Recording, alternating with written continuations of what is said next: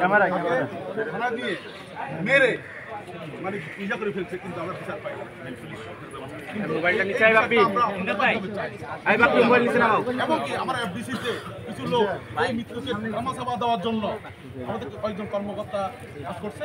আমি সম্ভবত আমি আমাদের যারা নেতৃত্ব দিবেন তাদেরকে জানাবো, এবং আমি শুধু আমার এই কর্মচারী আবু বকর সিদ্দিকের বিচারটা চাই। ইনশাআল্লাহ সবাই ভালো থাকবে, বিচার হবে ইনশাআল্লাহ। শিমুল ভাই আমাদের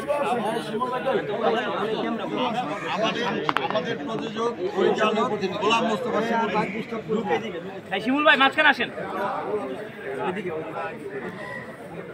শিমুল ভাই এদিকে সবাই আমি আসলে ভালো বক্তা না, তাই বেশি কিছু বলার সুযোগ নেই আমার। একটা চেপে বসা সরকারকে উৎখাত করেছে। এখানে কোনো রাজনৈতিক দল এককভাবে এই কাজটা করে না, একটা দলের বিরোধী সরকার বিরোধী একটা মল এই কাজটা করেছে। এখানে সবাই 90% মানুষ একটা অংশগ্রহণ করেছে। তাদের সবাইকে শ্রদ্ধা জানাচ্ছি, সম্মান জানাচ্ছি। আমাদের চলচ্চিত্রে কিছু সমস্যা আছে। আমাদের চলচ্চিত্রের অনেক অভিনেতারা দীর্ঘদিন ধরে ব্ল্যাক লিস্টেড আছে, অনেক পরিচালক প্রযোজক ব্ল্যাক লিস্টেড আছে। আমি চলচ্চিত্র বানালে আমার ছবি ব্যান করে দেয় কোনো কারণ ছাড়া।